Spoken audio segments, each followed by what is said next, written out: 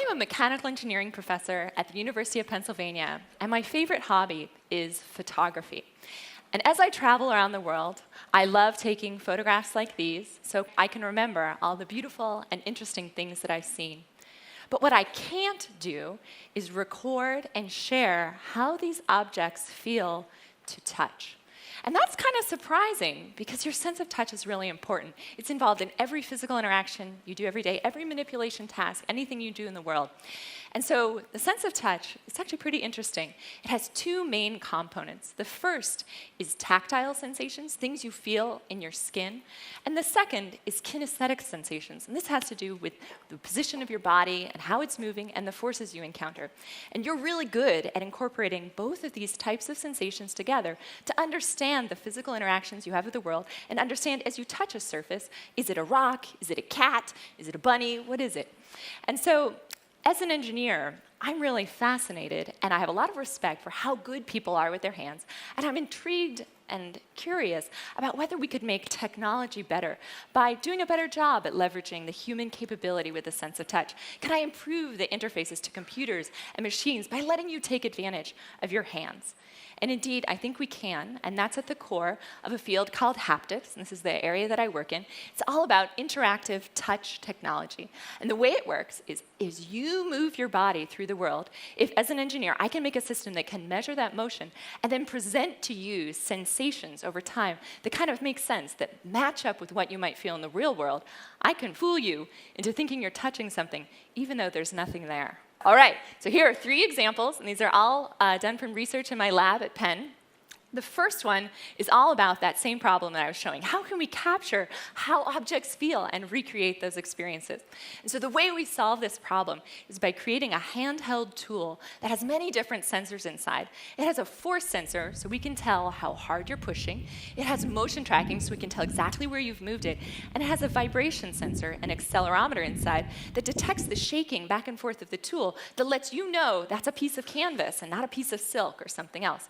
Then we take the data that we record from these interactions. Here's 10 seconds of data. You can see how the vibrations get larger and smaller depending on how you move.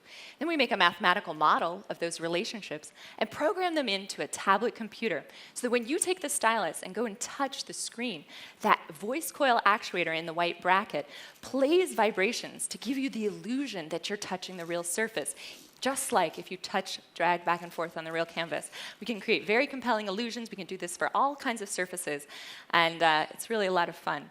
We call it haptography, haptic photography, and I think it has potential benefits in all sorts of areas like online shopping or maybe interactive museum exhibits where you're not really supposed to touch the precious artifacts, but you always want to.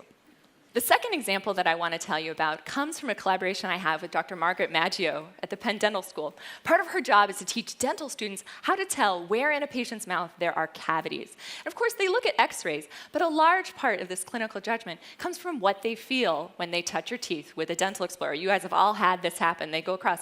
What they're feeling for is if the tooth is really hard, then it's healthy, but if it's kind of soft and sticky, that's a signal that the enamel is starting to decay. And these types of judgments are hard for a new dental student to make because they haven't touched a lot of teeth yet. And you want them to learn this before they start practicing on real human patients. And so what we do is we add an accelerometer onto the dental explorer, and then we record what Dr. Maggio feels as she touches different extracted teeth.